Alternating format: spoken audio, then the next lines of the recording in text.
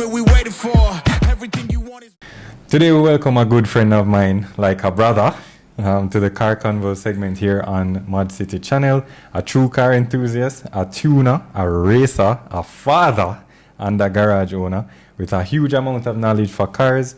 And we welcome Ian Galbraith, aka Swiffy, to the show. Ian, I'll just call you Swift. Is that okay? That's cool. All right. Thanks for taking the time to join us in the studio. Much appreciated. Long anticipated. Yes, a lot of work went into this to get him here. We teased about Swiftune on our Instagram channel coming on the show. Well, here he is now. How have you been, Swift, and how has the summer been so far? Good, I'm good. Yeah. Summer been hot. Hot. Yes, all right. Hot. And glad to be on the show. All right. Thank you. I appreciate the time. All right. So now, before we get into the full car history, I know you have a long history, Swift, but and the rise of you into this car life, right? You're well known, very popular. Let's start at the beginning. When did your love for cars start? In 1996. Oh, you actually know the year. Yeah. 1996. 96. Why that year? That's when Schumacher was driving for Benetton. Yeah. Okay. Yeah. All right. So from that time, you were watching Formula One. You weren't. Yes. I was in England visiting my grandfather. Oh, okay. Watching Formula One. Okay. And, from that time. Yeah, I just got to love. Right. The fast cars and the stuff. Efficiency, the noise, the engine sound. Yeah. Sound. Especially back then, right? Not compared to now. You know, the 20,000 RPM. You know. Right. Right. So it's just from watching the cars. But was it your grandfather that introduced you to Formula One, or who really pushed you? Okay, yeah, so your grandfather. He's also a mechanic. Okay. Or was, I should say. Yeah. Retired now. Okay. And I would watch the shows and wait for him to come home from work. Right. Out there with my sister and my mom. Okay. My cousins. The whole family. Right. But I'd hug the TV watching the races. Oh, okay. So would you help him like with working on anything that he was doing? Yeah. I mean, usually we would do stuff in the summer, because in the winter we can't do anything. Right. Yeah, winter is. In the summer, I'd help him jack up the cars, and he'll just point fingers and show me this is that, and I got interested in it, and I was like, from when I was young, I like to find out how things work. Yes, I can verify that, people. Verify that for sure. Yes, I know you from I was this high. You've been tinkering with every single thing. A lot of toys have been destroyed. Yes. To know why and how it work. Right. You know? Okay, that's fair. All right. So you talked about your grandfather being a big influence. So you have the name Swiffy. I think I know the answer to this, but for the viewers, how did that come about? So I was given that name by a man called David Diedrich. Oh, okay. Yes. Big up David. Big up David. Yeah. A well-known mechanic and tuner too. Yes. He introduced me to this tuning world, and I went to him with a Suzuki Swift that my mother owned, and she passed on to me, right, the white one, 4-door Swift, the 4-door. Yes. And I wanted to turbocharge it. Okay. And I told David my name, and he couldn't remember it. But every time I came on, he was like, "See, little Swiffy come here." Okay, right. Because you keep show up in the car. The Suzuki Swift. Gotcha. It just stuck. Okay. All right. Interesting. And I've known you a long time, right? Now, we have heard the stories that you bought parts before you even had a car. Is that true? Yes. And no. So, all right. So when I got the car from my mom, it was carbureted. It was old. And what size engine was that? Was like actually a 1 liter. 1 engine, liter. 3-cylinder. 3-cylinder. 3-cylinder. Okay. Yes. All right. Suzuki Swifts come like that. Right. And it was a base model. Yeah. And as I say, I got it from my mom. Yeah. I loved it. And I knew that the higher end of the Suzuki Swift was the GTI. Right. And they had the 1300 4-cylinder engine. Right. So I went to find one to replace, because Patrick Cole, my good friend Luke, his stepfather, used to guide me, and say, hey, you can get these stuff, you can get that stuff. And David would say, yeah, man, so if he doesn't need to find that engine, man, just find one of them body engine, and whatever. I went out looking. Okay. And I couldn't afford it at the time. Save your lunch money, working summer jobs. I couldn't afford much. But I found one that I could afford. Okay. Right? And it was on the roof. On the roof? Yeah. What, so the car was upside down. Oh, okay. The car was flipped. Okay. Yeah, the car was flipped. Not on somebody's roof. All right. No. Got you. No, it's all right. Right? Yeah. And I just told him I'll take it. As is. As is. Okay. Right? Yeah. And we got the tow truck and put it on the tow truck upside down. Upside down? Upside so down. you slid it on the roof? On the roof, right? Same place. Right? What? And I mean, it was a write-off. Okay. And the guy... Yeah, but still. The guy was just at it. And I mean, right. he had it on the roof and I took it on the roof. And I took it to Patrick Cole's place up yeah. a corner on the roof. And we took it off the trailer on the roof. And we took out the first thing we did was took out the gas tank because we needed that because it was fuel injected and carbureted. my 1 liter was carbureted, so we need the gas tank and the pump and everything. So Uncle Pat was like, well, it's a good thing. Upside down, right? You get me? Easy access. Right. And then after that, we flipped it over, took the engine out, the gearbox out, and I mean, within, I would say, a week, Uncle Pat had the engine in. I was there with them, doing the small stuff, jacking up. I mean, I didn't know much at the time, but got the engine in, and now I had a 4-door GTI Swift, which was like double the horsepower already. Yeah. From what coming out. So I didn't get the parts yet. I mean, I had the car, but with the other cars that I've owned, yes, you had parts sitting down before. A lot of parts, waiting on the time. All right, so it's fair to say then, Swift, that was your very first car that you owned. Yes, that was the one from your mom, handed to you.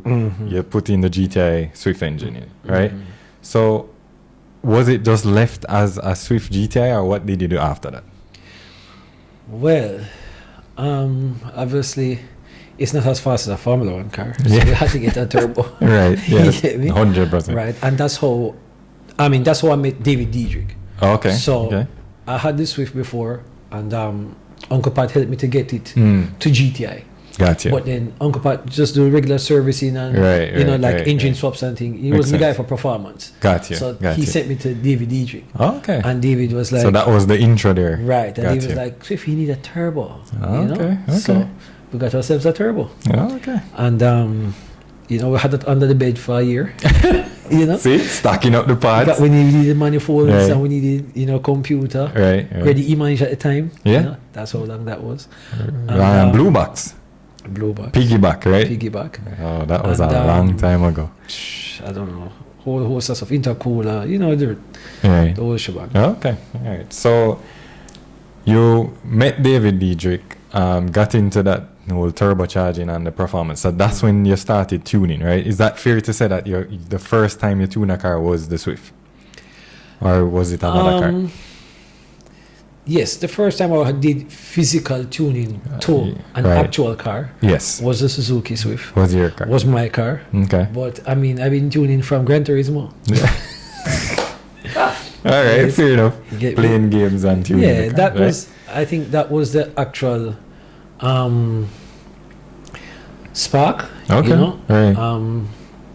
Because on the tuning side of things, a lot of us grew up on the video games. Yes. And I was dragged up on the video games. I would play all day. Yes, I remember that. I remember going to your house and seeing you playing it. Yes. And Uncle Pat's stepson Luke, like we would share the video game. We'd share the Gran Turismo. Okay. And we had like one memory card.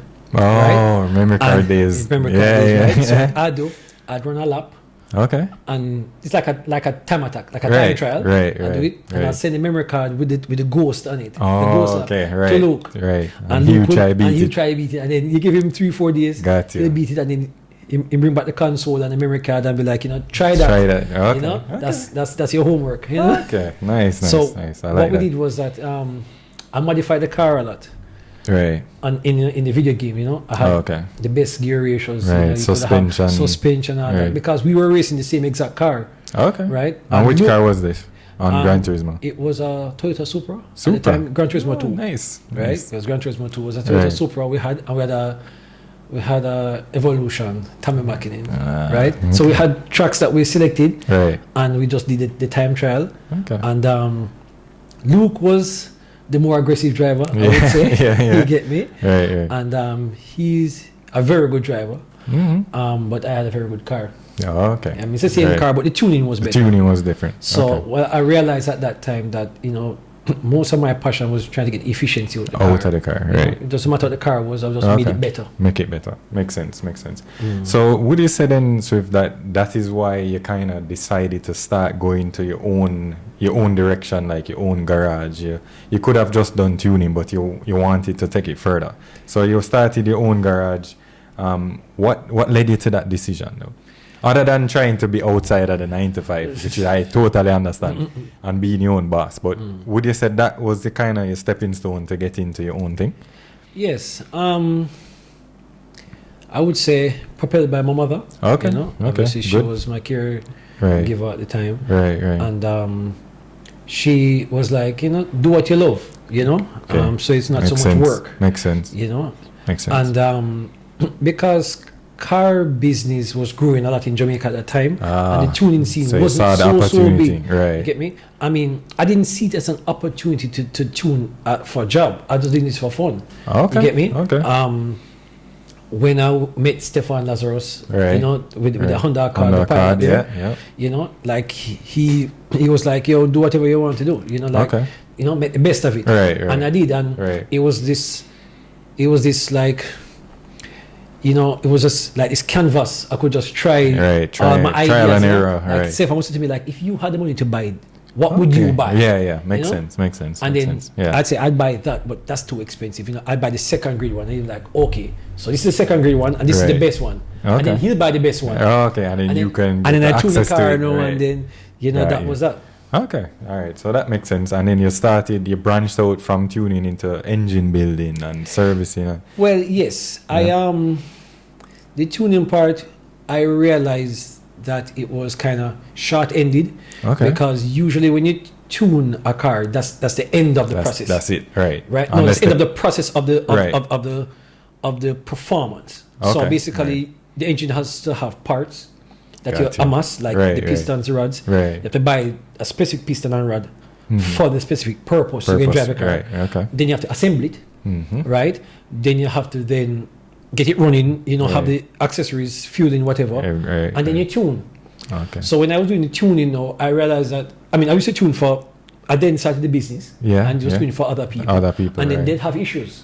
They'd have small issues that I was like, well, it's not my fault. Right. You brought it like that to me. You had a small fuel pump, or you wanted 300 horsepower, but your fuel system can only support 250. And you're trying to milk it. Right. So what I realized was that, if I could build the car myself, right? Got you. Makes sense. I'll know what's inside and outside.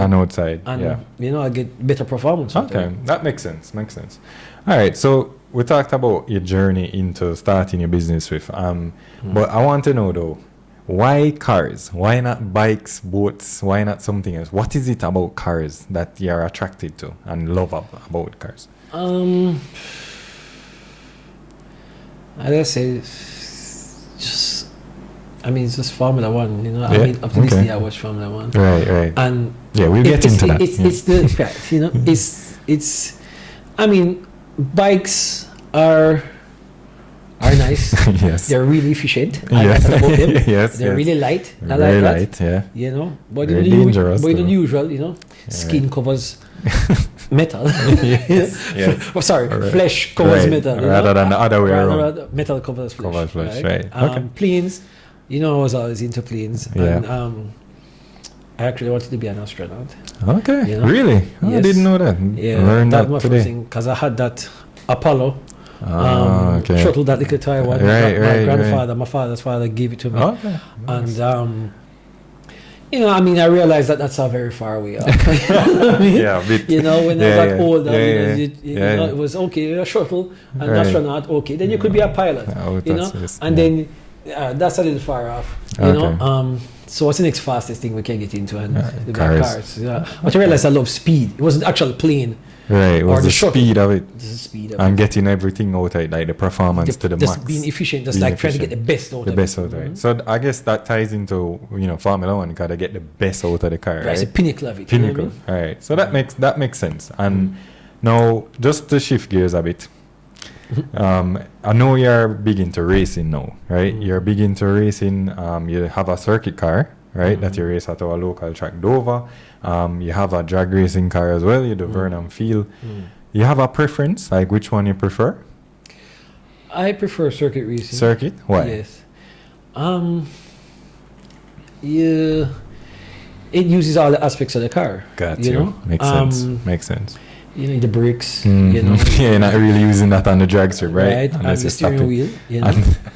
You get me? Yeah. But I won't forsake the drags because that's where really I got most of my praise. Got you. You know, my big break, my big start. You know, it's the lower end of the sport. You know, what I mean, it's easier to just go straight and stop.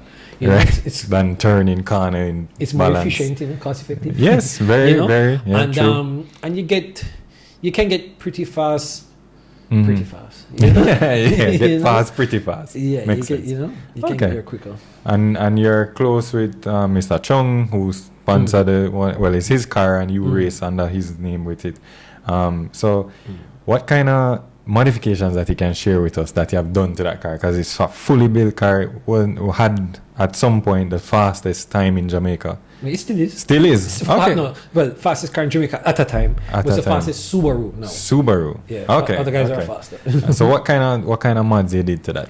I mean, I know it's very long, but give us the big ones. Well, the biggest modification I'll say we did was it's highly tuned. Highly tuned. It's highly tuned. Okay. Yes. What kind of boost? Like 58 pounds of boost. 58 pounds of boost. Yes. Right. Man, so that's crazy. That's where the tuning comes in. Big time. I would say big shout out to Adrian Ringle. Okay. Like he got me from, I would say 35 pounds. Yeah. 38 pounds. Right. To 45 pounds. Okay. That was a big jump for me that I was willing to take. You know, big up Mr. Chung. You know, he sponsors a car. Definitely. And, you know, fuel that progress. You know that.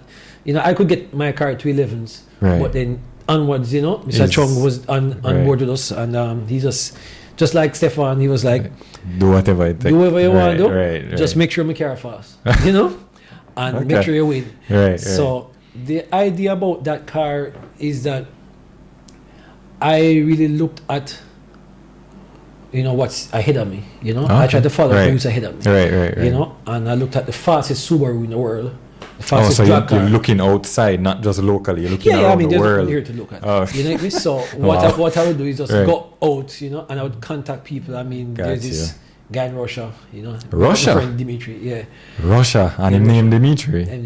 Oh, I know Dimitri. I met him before, right? Yeah. Okay. He's Russian. Yes. What? So I didn't know that. What happened now is that he would say, you know, you're too scared to break it, you know. Oh, okay. Things like that, yeah. Like, you know, it blows up, you build it back, you race again, you blow it up. Keep going. It's just a process. Got you. You know? But I mean, him can't say that. He probably can afford it. You know what I mean? Different when you have a budget. I have to answer to my sponsor. Right, I can't just be throwing the money just, away. Yeah. Makes sense. You know, I contacted the Americans. Okay. Tony Rigoli, I think his name is. Spoke to him and some other guys at RevWorks. Mr. Chung got through some people. Right. And what I really looked at is what was required to get the car to say 10 seconds. Okay. Right? Because we were at 12s. And the thing was that I had everything for 10 seconds. I just didn't turn the boost up. Didn't push it. I just didn't push it. Right. And we ran 12 seconds, then we just turned the boost up. We ran 11 seconds. We put some slicks on. Right. Turn the boost up again, ran 10 seconds. 10 seconds. And when I was going to 9 seconds now, you know, that single digits, it was a big jump. Big jump, right. And I decided to follow Tony Rigoli's car called White Bullet. And he had this intercooler setup that, you know, was front facing, the turbos in the front and all that. I never saw that before. Like, nobody in Jamaica was doing that. Right. You get me? Yeah, makes so sense. Like, why would he do that? You know, like, there must be a reason. Right. You know, he's the fastest guy. So, you know what I don't even need to know why. But if he's the fastest guy, I'm sure he knew. He knows something I don't. Right. So I just did it. Right? I just did it. Because I'm a scientist. I like to try stuff. So definitely a scientist. I call you the scientist all the time. You get me? So I just put the turbo in the front, you know, mock it up, and then while I was doing it, fabricating, because that's the thing with Mr. Chung car too. Right. Like I fabricated everything. Like the exhaust manifold, we didn't bite. I made it. Right. The intake manifold, the intake manifold, we made it. Okay. The intercooler, we made it. You know, all in house. You know, you know, we did all that. I mean, if you look at the car, you can see that. You know, we don't have any IAG parts or Cosworth, this or you get me, everything big we brand. made. We just bought a big turbo and decided that I'm going to go this way. And it was all trial and error. And we have lots more trials than errors because I try to make a calculated guess most of the time, that I wouldn't fall short. And as I say, Adrian Rindle, he was just like, you need some more boost, Swift. And I was like, boy, at 38, bro. And I mean, where else we going to go? And he was like, you need to go to 40. 45. Right. And I'm like, he's like, how old is Mr. Chung? Whatever age him is, just put the boost there. So I was like, really, bro? Wow. Really, bro? I was like, all right. That makes sense. And I mean, he was there with me at the dyno. And I just turned the knob up. And then turned the knob up. See and what he was happens. just like, boy, just fuel it. And he was like, Ratty, but you might not have enough fuel. Okay. And I'm like, no, bro, I know I have enough fuel. Right. We're bored that. So but anyway, you're free enough. So we just dump up the map with some fuel and just turn the knob up. And I mean, the first pass, it was like $700 for get me. And I mean, it was peak reach. And wow. What's the most you ever get out of the car in terms of horsepower? In terms of horsepower, recorded on the dyno, I think it's 800 and maybe 40. Wow. But we have so we made 840 at like 52 pounds, and we ran 58 on the truck. And we have nitrous. Okay. We don't usually use it. Right. It's more of a safety net because Mr. Chung likes to compete. And drag racing is a one-shot kid. So if you miss a start or you miss the launch or something, miss a gear or so we had like 200 shot of nitrous just there on a stall. Right. So if I were to move the car off and say it hook up and it bogged down. Bogged down, right. Then you have the NAS. If the NAS sees that I'm not at least above 25 pounds of boost, it comes on anything below. It's triggered by boost. So if I'm less than 25 pounds, I get nitrous. So you program that into the computer. That's the tuning. Right. So I tell it, if my RPM is this amount, below 7,000, if I'm below 25 pounds of boost, right, and I'm above say 3,000 RPM, just hit the nitro, and then it will just wake the car up. So I mean, you just see the car like stall out, and then all of a sudden, and it's just gone again, and then as it reaches 25 pounds of boost, that shuts the nitrous off. Got you. And then the turbo takes over. Okay. And what's the fastest time you ever did in that car? 9.6. 9.6. Couldn't go 9.58 like Bolt.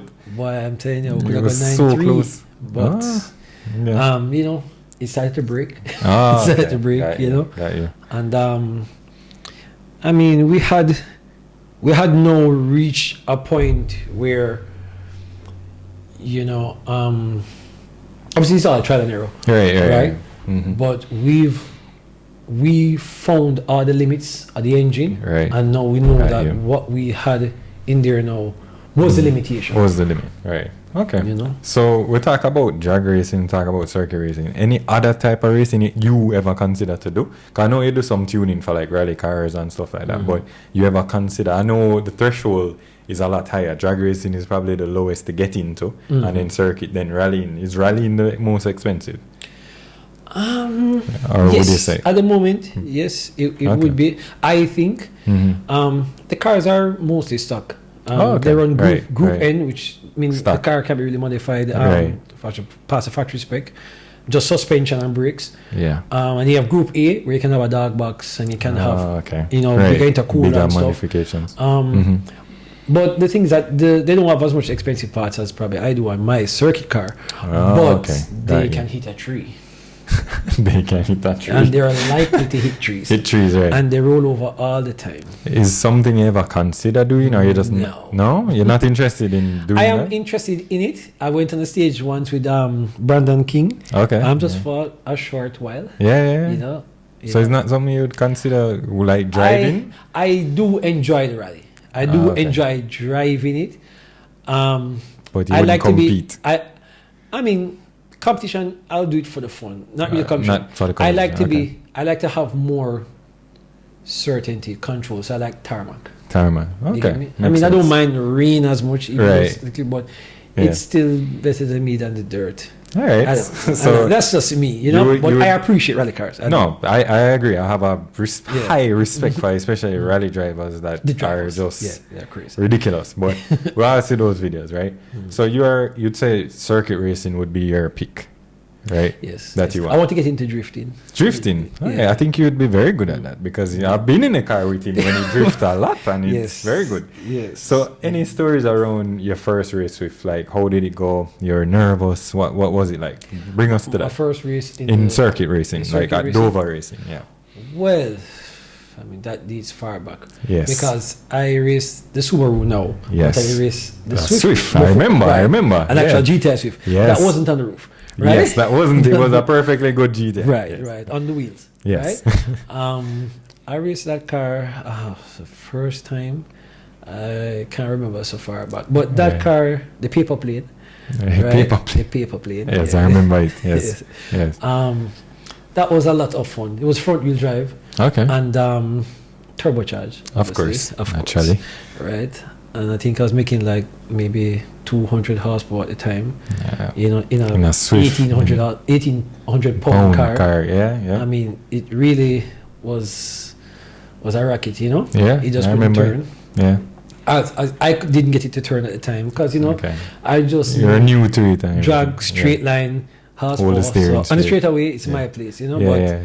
And the corners wasn't so good. Right. I had lots of progress with the car. I think I had one win in the whole time I was driving that car.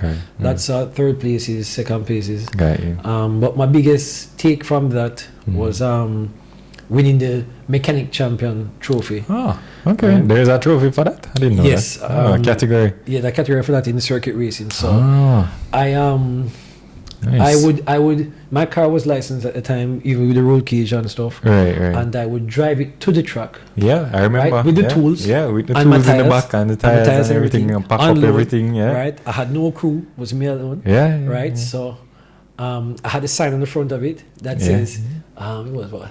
Built, owned, tuned, raced, and powered by Swiffy. Swift. Yeah. Right. Something like that. Yeah. And I mean, rain or shine. Yeah. I'd race. I remember one race I lost a turbo. One race event, I think it was the first race or so. Yeah. And the second race was like usually like an hour between or so. Maybe. Right. And I had the turbo switch within the hour, and I went out and I did well. I mean, maybe I came third or so. And I would have the gearbox damaged with me. The Swift gearbox was really, soft at the time. Yeah. And I would repair the gearbox, or I would just go in and just make do. Right. Whatever damage take out, and I'd be going home. First, second, fifth, and that's really it. Yeah. And I remember those days. I'd make it home. Yeah. Okay. And I remember passing the officials in the traffic. In my race car. In the race car. And passing the other racers on the tow trucks. Tow trucks and thing, right? So I think that's why I won the award, Got you. That was a car that always made it home. Yeah, I remember that car very well. So we're talking about your journey in racing in terms of circuit racing, right?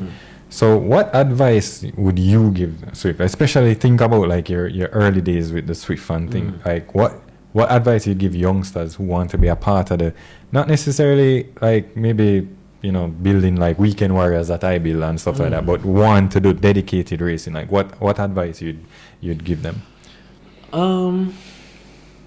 That they can start small. And small, they should. Right. Yeah. In terms of like the power of the car and the type of car. Even the type of car. I had this base model Swift. Right. Yeah. And I appreciate it. Right. Yeah. And I made it into something that I could race. Right. Okay. And I made it into a business. I mean, into a name. Swift. Yeah. I'm still Swiffy. Yes, even though I drive Subarus. You don't have to have an Evolution to start or a Subaru Impreza to start. You could have a Honda Fit. You could have a Toyota Vitz. And it's so crazy that you said that, because like a lot of times with like at these car meets, like I'm big in the classic car club, and I'll have like the Supra there or the RX-7, and they'll be like, oh, one day I just really want to own one, and I have to kind of ground them in a sense and be like, I never start here.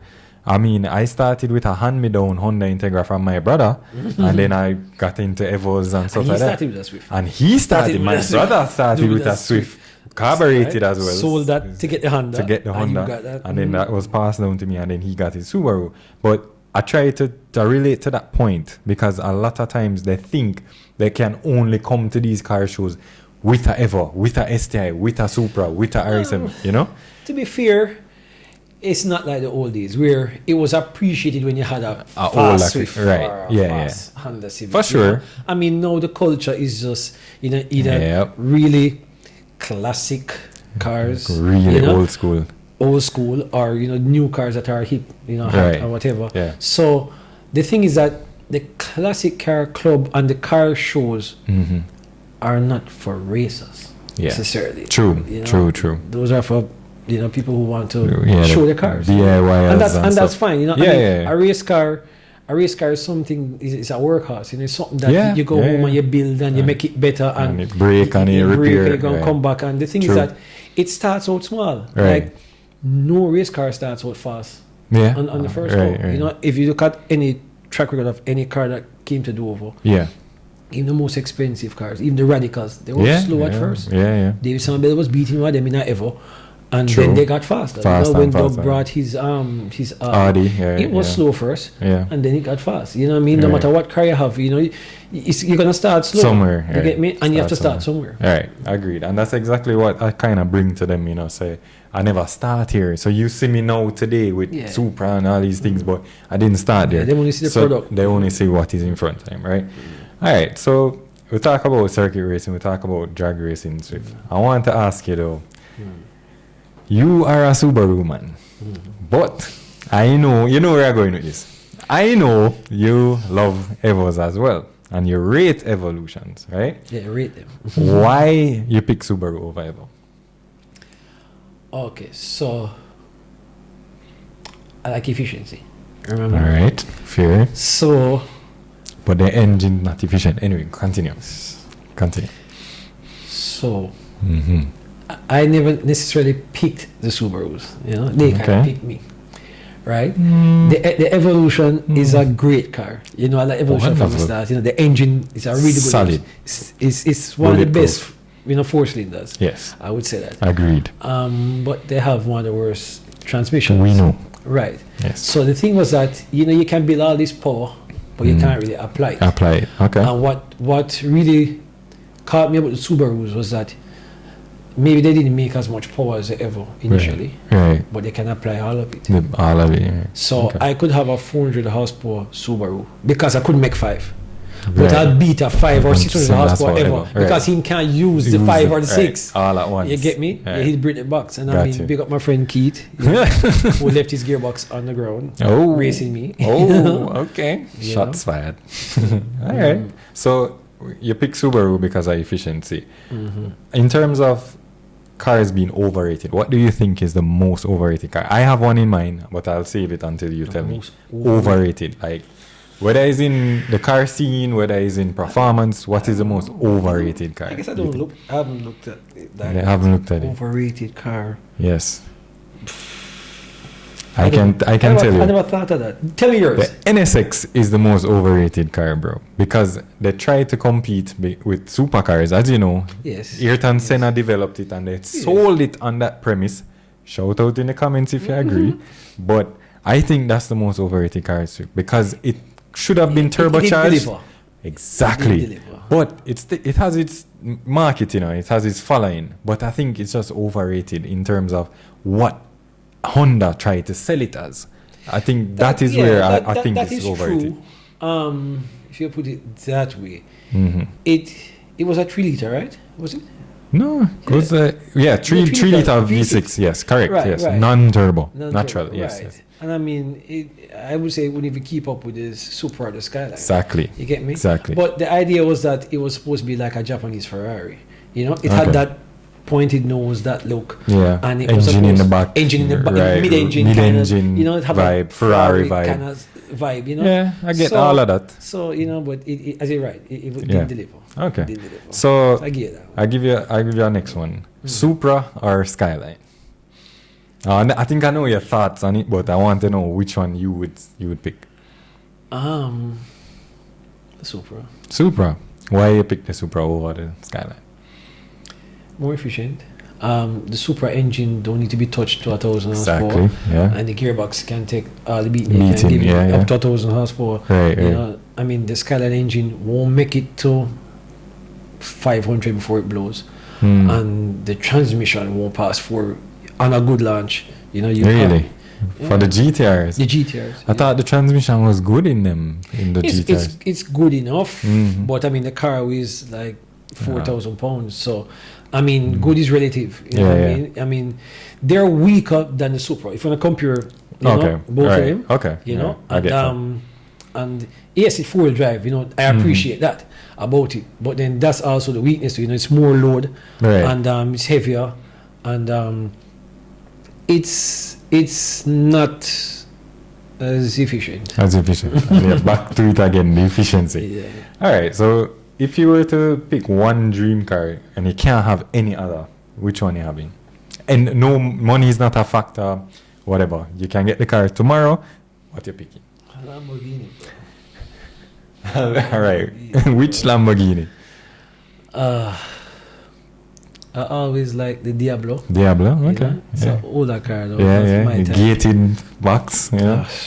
You're right. You know, it's standard. You know, so, real standard. Real standard. Okay. With clutch. It's actually a clutch. I drove a Gallardo. That's a nice car. Little sleekish, little girlish for me. It's a girlish, a Gallardo, really? Yeah. Okay. The super Lego one. It's another level. Yeah, that's a nice one. So you don't like the newer ones, the Aventadors, the Huracans? Not so much. You're more old school. The Huracan is a small one. It's a smaller one to the Aventador. No? What? Yeah, I like the Aventador. Aventador, the door open up. Right, that one, and I like the Enzo. The first. Oh yeah, and okay. And the Porsche. Yes. So you're coming out a Lamborghini now. So no, I'm still picking the Lamborghini. Okay, you know all right. What I mean? So probably the Aventador. Yeah, I probably pick that. Yeah, I mean it's a newer car. Yeah. V12. Lot of spark plugs. Yeah. Spark. Well, you know me, I'm a Porsche man, as you can see around the studio. Yes, only Porsche. So I have the GT3 RS tomorrow. Tonight, right? I would have that one. So that would be my pick. All right. So talking about a little bit about the future, we talked about where the car scene going now. Jamaica has exploded, right? With the supercar level, right? We're talking about Lambo. We saw different Mercedes. We saw the Ferrari SF90 come. Now we have the Cybertruck. The McLaren 720 is here. Are you a fan of that, Swift? And do you see that continuing, like that kind of trend? Well, I have to give thanks to our friend who owns all these cars. Yeah. Right? Yes. Big up my friend. Yes. Right. Yeah, I mean, I really like it. I mean, I've seen them before. Right. Abroad and things. Up close, They're real fine art, They're really put together, nice to cars. look at. It's nice to see them here. Okay. And thing, and yeah, I mean, I see it growing. I mean, people. I mean, I see what's the Lamborghini SUV? Urus. Yeah, one is here now. A black one. Is here? Yeah, it's here. It's landed. Yeah. Right. I saw that. Carbon fiber roof, bonnet. Yeah. So that's nice. I mean, it's nice to look at. It's nice to look at. Yeah. So and you see it continuing. In a sense, for now at least. Yeah, I mean, people like what they like. I mean, Jamaica, as you said, car culture is big. So I mean, if they can get it, they'll get it. Okay. If I could, I know, definitely. I mean, if it's there and you have the means, might as well. You're a fan of electric cars, Swift, or no? They are very efficient. Yes. So yes, I am a fan of electric cars. Okay. Any particular one? Tesla, BYD? Yeah, I like the Tesla. The Plaid. Yeah, I really like that. I don't like the weight. The weight of them? For now, will be heavy. I mean, and I guess the battery life, not so good yet. I mean, that's technology, will come up. But I really like I mean, they're not as efficient as you think. Yes, they're electric. I mean, it costs a lot to charge it. Well, because of where we are. Well, if you're in Singapore or other countries that have full-on levies for, That's true. electric cars. Because I was in Norway, and I'm telling you, so if I was in the city, and it's just, you don't hear anything. They're just rolling by you. And because the government subsidizes anybody that gets a EV car, they get a huge chunk off in terms of the price and the maintenance and stuff like that. So you make it affordable. Right. Whereas in Jamaica now, hey, go charge your car, that's it. You're just going to pay the bill to charge it. Right. So I get that. For where you are, yes. Then the electric cars, they strive on like momentum. So basically, I mean, true. Even in a combustion engine, right, to move the car off, it use the most fuel, take a while, to accelerate. Right, take the most out of it. As long as you get up to speed, to maintain speed is okay. So even electric cars, right, because they're so heavy, and they have 4 motors, one on each wheel. Right. It takes a lot of energy just to move off the car and think. But in Jamaica, there are a lot of highways in the city. I mean, yes, if you can go to Oche every day or that's your drive, then you're fine. Yeah. But the thing is that even our highways, they're in flat. Yeah. Very steep. They're very steep. Yeah. So the motor, you're going to consume battery. Yeah. You get me? Makes sense. I mean, makes sense. So that's it. Okay. All right. So we're going to switch it up a bit now, Swift, and talk about F1. I have a question for you because I know your driver is Mr. Sergio Perez. Why is he struggling right now? What's going on? Him on the others, bro. He's on the others? Yeah, team no, others. but no, Swift. Because if you have a car that is basically the exact same as the world champion, the champion leader, why are you finishing 17th, 9th, 8th, 7th? That don't make no sense. Even if you're on the others, fine. Wouldn't it be better you be upfront with Max to hold off people, just like what he did in 2021 with Lewis? Okay, he did that, right? Yes, he did that. And they won, right? Yes. And he was second place, right? I think he was second championship. Not at that time. No. No, he came second. Which year? Did he come second one year? I don't remember. Not yet. He was supposed to last year, but Max didn't let him pass. Right. That's another matter. That's another matter. Right? But yes, I'm talking about why he's not performing, and you say he's on the others. All right. So, obviously, I am a critic, and I watch the racing year in, year out. Yes. And the thing is that Formula One is a big business. It is. Just like football, everything. Just like football. American football, everything. And you have match fixing. You have match fixing, right? You think there's Formula One fixing? Yeah. For race wins? Not just race wins. All right. If you look at the last race meet, I mean, I know you watch the YouTube guys as much as I do. Yes. Right? I can't remember the guy name from England. But he said something very, very peculiar. He was like saying, boy, it's funny how Perez took like 5 pit stops in this race. The one he came 17th. Like he put on a medium tire and he did like 4 laps. And then he put on a soft tire. He did 4 laps. Something like that. Then he put on a hard tire. Yeah. Like it's clearly he's testing the tire. To give Max. To give the team information. Okay. And then Max chose the best tire and he went off to win or came second or whatever. Right? He was doing well at the start of the season. I mean, he's a human. He can fall off like anybody else. Right? You're assuming that they have both the same car.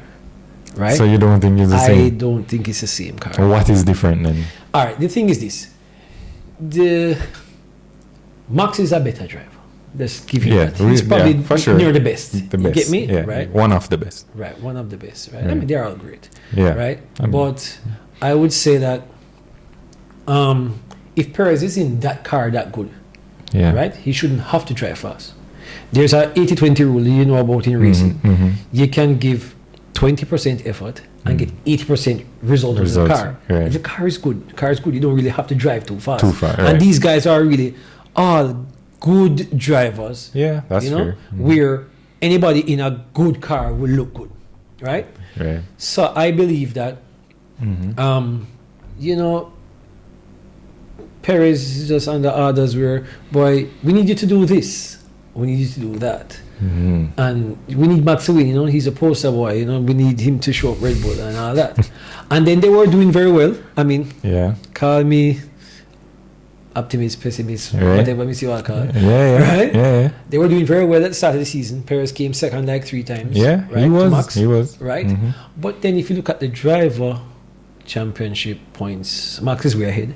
And Max leading, yeah. And if you look at the constructors, they were leading very far by I would say the fourth or the fifth race. Yeah, they were like blown miles ahead. Yeah, right. But then F1 is a business, Liberty Media need to sell tickets, and they need to have people watching the TV. That's at SwiftTune. Is it SwiftTune JA? SwiftTune JA. At SwiftTune JA. Comments. Right. That way. People need to be watching the show. Okay. And they call it a Max show. A Max show? Or the Max show. Okay. Yeah, because the thing is that, put it simply, your brother doesn't watch Formula One. He listens to Formula One from us. Oh, sorry. Right? Yeah. Right, from anybody. Yeah. And when you call him and say, gee, say race one yesterday? Yeah. Max win? Yeah. Okay. Who? Max lose? Like, but wait, before you finish. Yeah. The thing is that he doesn't need to watch a race because he already knows the result or what the result should be. And that'll be most people, even die-hard fans. Yeah. When I go to the bars and stuff and watch the races and things, they're like, well, if we get second, that feel good. You know what I mean? So and they had to break that up. So I guess it was like when Lewis was winning non-stop, and Lewis was winning 30 seconds ahead. But they didn't care at the time because I would say pre-COVID, right? People were watching, but since Netflix and globalized Formula, right, and thing now, and there's more money to be made and stuff. It's a show. They need to sell this. So what you find now, I don't know if you've been watching Formula One, but Mercedes came 1-2 the other day. McLaren comes 1-2, and Ferrari. So now, after I'm not sure how many races, maybe 10 races. Now you have a constructors championship that the first 4 or 5 teams are separated by like 100 points. Yeah, really when close. Before Red Bull was winning by like 300. So the thing is that it's so convenient that McLaren get 1-2. Yeah. And then Mercedes gets 1-2. They just stacking up these constructors points and obviously drivers points because they're catching up Max now, and Max isn't complaining. Max will complain if the car isn't working properly. Yeah, but he did complain in Hungary. Red Bull even had a clear the air session, with Max and GP, because the way he was disrespectful on the radio to the team. Yes. So he had they took him aside. But Martin Brundle, who is a commentator for F1, said that they do this every time. They said, Max, no, you can't do this, and he does it anyway. So he's saying basically, who is running the show? Is it Max and his father, or is Christian really running the team? Well, you never know. You never know, because as I say, somebody pays them. True. And that's Liberty, They sell TV rights and so if they need it a certain way, it's gonna go that way. Did you watch a race when Lando Norris was in front of Piastri? Yeah, and he had to make Piastri pass. That was Hungry. No, you listen to the radio. Yeah. Okay. How they were begging him literally. Right, and he extended the lead. And they said, you made your point. What was the point? The point was that I'm the fastest driver. I am the lead driver. Not the lead driver. I'm the best. faster driver. Right? It's not about being the lead driver. Yeah. At this point, I'm the fastest driver. I'm in front. Right. If he's faster, let him catch me. Yeah, he did say that. Let him catch me. Tell him to catch up. Yeah. And what did they say? Remember the meeting. Remember what we talked Team about. Meeting. Yeah. They did. And all of a sudden, you let him pass. Let him slow down to make him pass. You get me? So, fixing. Fixing, if you say so. But, the sport has definitely changed over the past couple of years, especially, as you said, pre-COVID to now. I think Netflix was a huge thing. And then now Brad Pitt given all rights with Lewis to make a F1 movie with using actual teams and stuff like that. So that's, they did had trouble with that in the past. But who you think going to Mercedes? Because no Carlos signs with Williams. He signed today. Today. So who you think going to Mercedes? You think they're coming up with Kimi Antonelli? You think he's going to come up? Yeah. But Mercedes and Total though, Swift, they don't strike me as the developmental type of team. They don't strike me. They did that with Lewis. No, but Lewis won with McLaren already, so he was like proven. Yeah, but in a sense. But remember, McLaren was still it was McLaren Mercedes, right? So basically, that's just like the Red Bull Junior team, like the RB team, or just like Haas and Ferrari. You know, I mean, you get them from there, and I mean, you might not put them in the big seat, but I think with Antonelli, what they're seeing is that who was that guy that raced for Ferrari that day? Oli Beerman. Beerman gone to Haas, right? He's going to be Esteban Ocon, but anyway, that's another matter. But then he went in a Ferrari. Yes. And he did very well. Because he was a reserve driver for Carlos. Right. And he did very well. When Carlos had that appendicitis, right? Right? He did very well. I think he came 6th or something in his first race. Yeah, winning points and stuff. Points and everything, right? And some people racing all year and not get the points. Right? Different car though, but anyway. Different car, right? But the thing is that they realize that this development process don't have to be as long. You get me? Okay. And the younger drivers are witty. Right, Look at Max. When Max was 17. 17, yeah. You get me? Before him have a road license, him driving Formula Red Bull took that chance with Max. Yeah. And I mean, it paying off. But I think Red Bull did that with a bunch of other drivers too, and it didn't pay off. So I think Red Bull kind of created a sister team to see how you do first before you come up. But that's Mercedes, you'll be right, McLaren and Mercedes were linking back then. So maybe I take that point with what you're saying with Lewis. I think Mercedes using Williams, not to do that. Because George came from Williams to Mercedes, right? So I thought that would be the progression. I thought Carlos would have gone to Mercedes and then Antonelli go to Williams at least for like a year and see how it work out. You see, the drivers are people, they're human, and they have attitudes. No doubt. Attitudes, okay. Right? Yeah. Like Carlos, I'm thinking a big driver, and I think he really is a good driver. He is. I like fair. He's a good driver. But the issue that he has at Ferrari is that he's not willing to be number 2 to Leclerc. Got you. And Ferrari love Leclerc. Charles. Love. Like that's their baby. Yeah, right? For and sure. the thing is Carlos has been delivering more than Leclerc. You know, Leclerc is also one lap guy. He must just qualify really well. And then no race. Right? Yeah. I mean, sometimes Ferrari mess up. You know, they mess up the pit strategy. But Carlos is better at deciding his own strategy for one. Yes. He's lucky. He's good. Yeah. Well, lucky. He's lucky, right? And he does save the car. He does. You know, he takes care of the car more than Leclerc does. You know? I mean, and that makes me think that at least they both have an equal car. Okay. Because if Leclerc does have a better car, that'd be even worse. Yeah. I could see that. That'd be even worse, right? Yeah.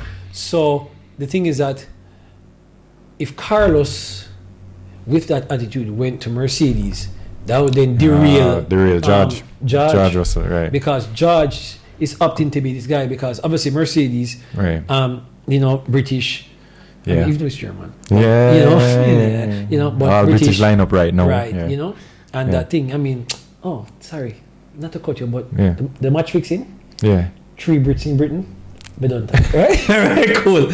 Alright, so he's saying 3 Brits first, second, third in Silverstone match fixing. Got you. Alright, continue, sir. Right? Yes. And you know, George is second to Lewis, right. You know, who they face, you know, basically. Right. And I mean, you know, George, I don't understand on 34 lap old tires beat Lewis on 10 lap younger tires, and Lewis catching this man. I mean, lap after lap. I mean, the only thing I know is the dirty air. Obviously, clean air is king. Basically, whoever is in front, they have the best. A great advantage. But I mean, if you have half the tire, I don't see how Lewis can beat him, you know. But you know those F1 cars, they're like remote control cars, you know. So they probably just turn down Lewis and be like, hey, turn it down the engine power a bit. You know, I mean, when they were in the cool down room, Lewis never even look at him. I know. He was upset. He was upset. But then he got the win anyway because George got disqualified underweight. Yes. So it was underweight by 1.5 kilo. Right. All right. So you think Antonelli will come in? Yeah, I think Antonelli will come in. All right. So I'll just wrap it up a little bit here, Swift. I tend to ask a lot of my guests, right, if they ever had any trouble with the law, you know, in terms of cars. Anything, any incident happened that you and the police at like it, racing or so, whether anything at all that you feel comfortable sharing that is good for public knowledge. I don't remember. No, because I had a guest on. They went to court. Judge tell them that them flying in ground plane and all of that. So you never had anything none running like that. That's just regular speeding tickets. Because you have gotten speeding tickets, I'm sure. Yeah, one or two. 1 or 2 or 10. Yeah. I mean, I'm not the one for like the high end speed, like the 200 kilometers, 250. Yeah. I be like acceleration, so like getting to 200. Right. Okay. Got you. And I mean, I do lots of racing in my life, but like, I've been racing for like 20 years. Like drag racing is like I don't need to drive faster. Got you. All right, cool. Makes much sense, more makes fulfilling sense. at the track. Yeah. And safer. So you hear that? Keep it on the track. All right. So before we close out now, Swift, just want to ask you, if you had to go back to your 18-year-old self and give them one piece of advice, what would that be in terms of relating to your automotive journey? What is your younger Swift self, Swift Junior? What would you say to Swift Junior? Take even more chances. Take chances, all right. In terms of what? Just like as I told you when I was moving up in the boost from 38 to 45. I didn't want to take the chance. Got you. Okay. Get me? There's a lot of times when maybe I didn't want to move from 10 to 15. Really? Back then, way back. 15 pound a boost was a lot. 20 pound a boost, I mean, you're kidding me. You're going to blow up. You know what I mean? Got you. But I got, even stock cars and stock turbos to 30 pounds a boost. And it wasn't my choice. Like I had Mr. Chung, street car, and Joey Ducasse. Jody, I remember Jody. Yeah. And I mean, Jody was like, "Yo, Swift, just turn it up, bro. Just turn it up. If it blow up, like just turn it up." And I'm like, "No, bro, you're crazy. It's gonna blow up. You want to just do your work. Right. You're gonna save the engine. You tune it. Just turn it up." And I mean, obviously I wouldn't take that chance with a customer's car. I'd do it with my car. I blow my engine up. But if the customer is telling you, then you get me? Yeah, but he's taking the chance. Okay. It's not me. I mean, if the car blows up, I mean, I get him paid the same way. Right. You get me? But the thing is that, Mr. Chung was like, hey, I have a bridge where I'm saying care for us. Yeah.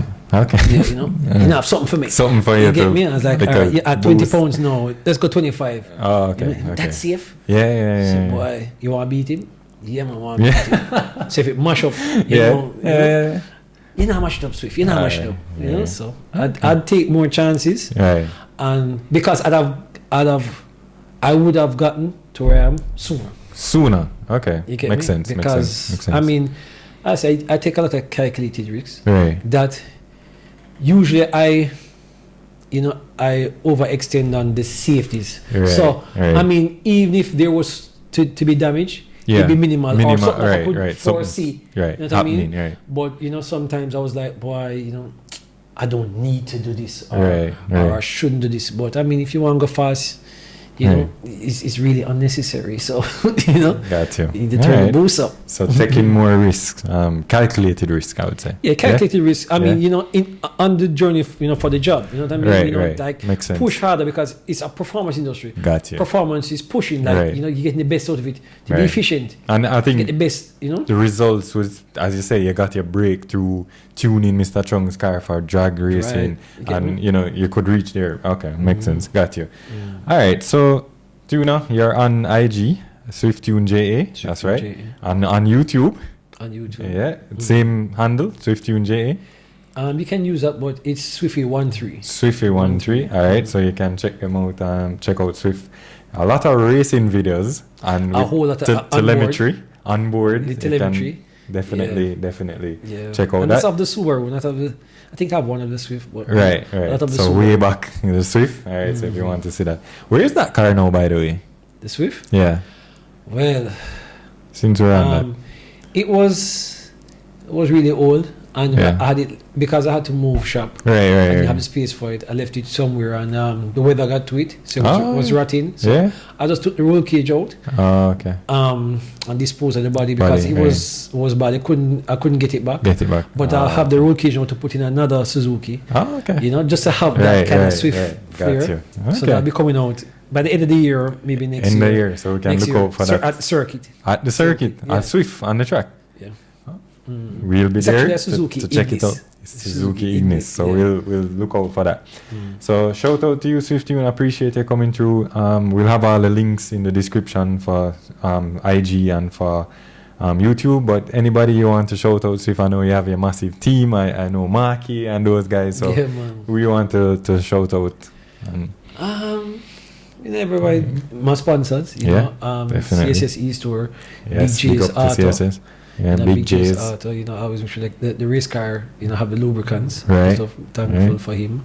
Right. You know, shout out to Mama Swift. Yes, know? Mommy is where it all started. You know, and you know, my team, you know, they're really with me all the time. Definitely. You know, all the support, you know, getting the car to the track and, you know, getting prepared, you know, on time. You know, the guys work, and I mean, we don't usually have a lot of work, you know. You know, the car nowadays is pretty really solid, pretty solid and reliable, you know. Yeah. And you know, the guys obviously did the homework to, you know, so we don't have to do the road work.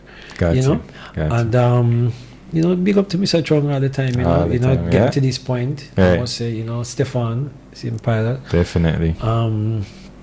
You know, big up Paulie. Yeah. PNL Racing. Racing. Big up David Dietrich, you know. Yes, the man that named Swiffy. David Dietrich, all right. You know, first win session. Yes. Boy, so much to say. I couldn't tell. I mean, sometimes I can't remember. Yeah. Patrick could I say, you know, just for being that first garage I could have go to. Right. You know, definitely. You know, learn just the tools. You know. Yeah. Find out that this is a 10 spanner. All right. Yeah, you have to start somewhere. What this do? You know. Right. Okay. You know, and all that. You know, big up to my family, you know, on my father's side, you know, the electronic side. Yeah. You know, I mean, my mother's side is the mechanical side. Got you. You know, then the electronics come from my grandfather on my father's side. Okay. He had a store. Okay. In Galbraith Electronics. And I mean, I used to be at that store. And I mean, I learned, you know, resistors and learn wiring and stuff. And you know, wiring is my thing. Oh, wiring. Wires are all over the place. Not place. neat, but it functional. You know, it always works. It always works. Yes, that's true. That I will give you that. It might not look neat, but it will work. It works. Yeah. And I mean, we better neatness now. Yeah. Okay, good. Glad to hear that. Yeah, we have somebody doing that part. That's why. Not even doing it. That's why. The result is the result. Okay. But team effort.